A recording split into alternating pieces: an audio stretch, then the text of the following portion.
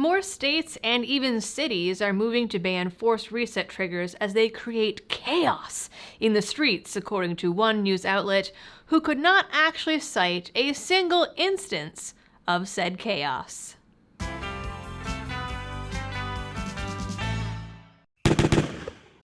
Hello everyone and welcome back to the channel.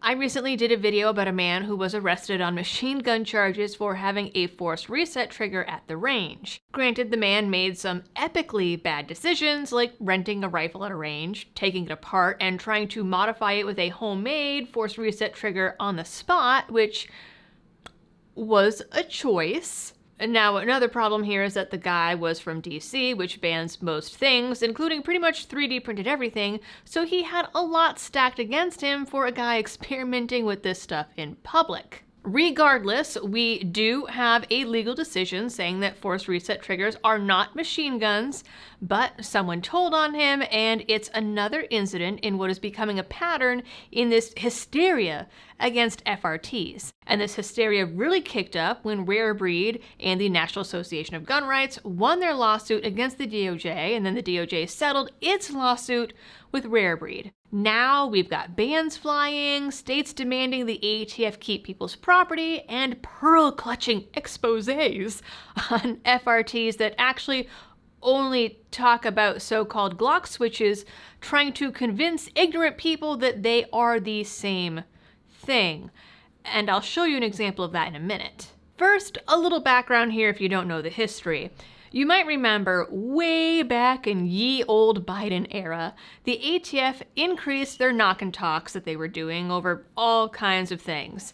In some of these cases, they were specifically looking for forced reset triggers. Now, Rare Breed has a long history with the ATF going back years. They brought their first forced reset trigger, the FRT-15, to the market in December 2020 on a patent that was approved by the ATF. By July 2021, when the knock and talk started heating up and all the hell was breaking loose in the gun world, the ATF sent a flat-out cease and desist to Rare Breed. Then they raided the company a few months later because, according to the ATF, Rare Breed's FRT was suddenly a machine gun, even though they operate in completely different ways. They made it more or less impossible to operate the company, and they really tried to put the nail in the coffin when the DOJ filed a federal lawsuit against Rare Breed in New York in 2023. People were having their triggers seized, and Rare Breed was effectively shut down. I even did a video back in 2022, ages ago, it seems, about the ATF sending letters to folks and then showing up at people's homes off of customer information that they got from Gunbroker. It was very controversial. Now, if you don't know what an FRT is, they do speed up the rate of fire, or rather they help the shooter by allowing for faster follow-up shots, but it is still technically only one round per trigger pull.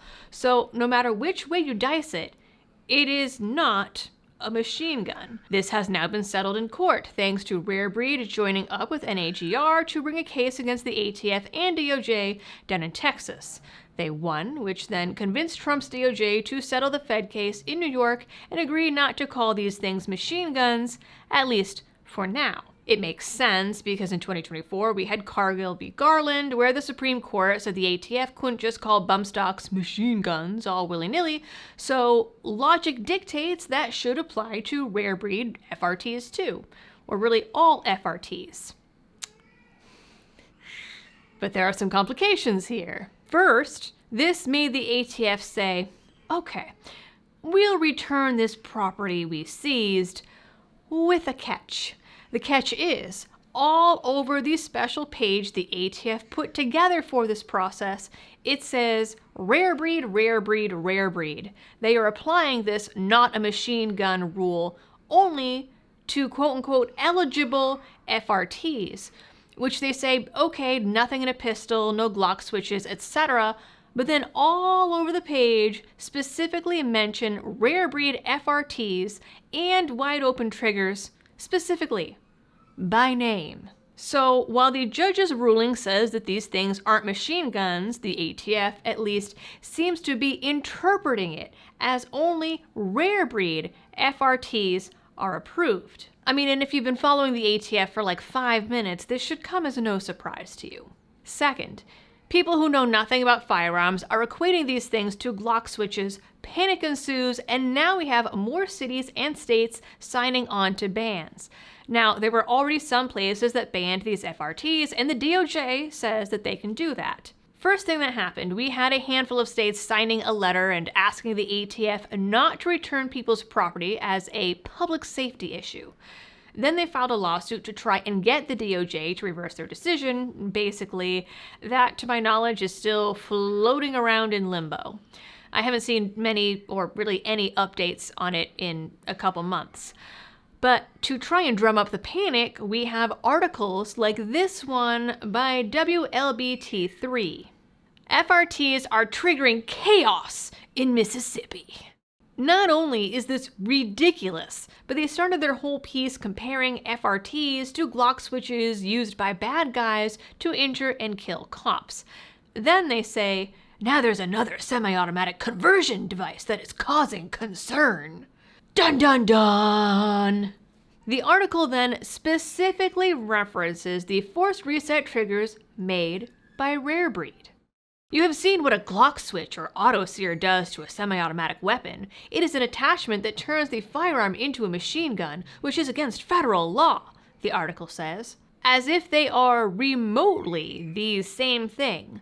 But the reporter behind the article claimed that they went and paid a special visit to a local gun shop and range where they watched a demonstration of a Rare Breed trigger and, quote, in mere seconds, 100 rounds of bullets were fired. Sounds like someone else we know. This right here has ability with a .30 caliber clip to disperse with 30 bullets within half a second. 30 magazine clip in half a second. At any rate, after an entire article comparing the two things and saying how dangerous Rare Breed forced reset triggers are because they are Glock switches, then the very last sentence admits, well, to date, there haven't actually been any crimes committed with FRTs. So the whole point of the article was... Then, in a lump of 51 new laws passed in Oregon, one included Senate Bill 243. The new law bans all bump stocks and rapid-fire activators, which includes burst, forced reset, and hellfire triggers. The unlawful possession of a rapid-fire activator is now a Class A misdemeanor, and the unlawful transportation of one of them is now a Class B felony.